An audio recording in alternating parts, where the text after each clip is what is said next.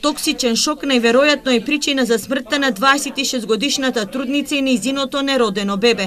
Резултатите од обдукцијата ќе утврдат дали некоја бактерија или нешто друго се причините за ненадејната смрт, истакнаа лекарите кои вчера се бореа за животот на младата жена.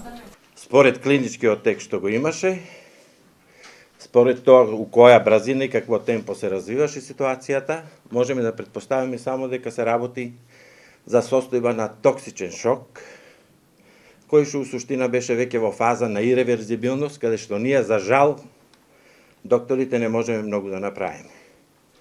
Значи, кај токсични шокови, ситуацијата или оди со излекување во тек на неколку недели, или оди до смрт во тек на неколку часа. За жал, кај нас се случи ова второто. Борбата за спасување на младата Билјана Коларова-Ничева траела помалку од 3 часа.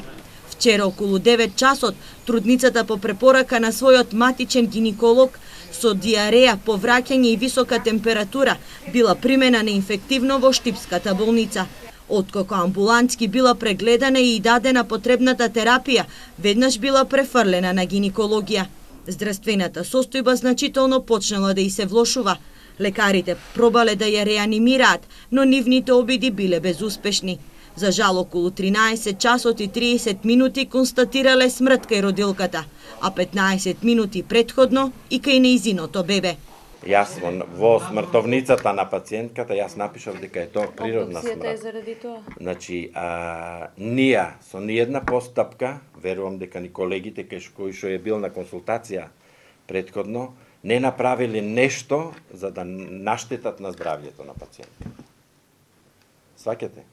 Значи, секој презел нешто што мислел во моментот. Стручна комисија при Министерството за здравство и од Штипската клиничка болница дополнително ќе го истражува случајот.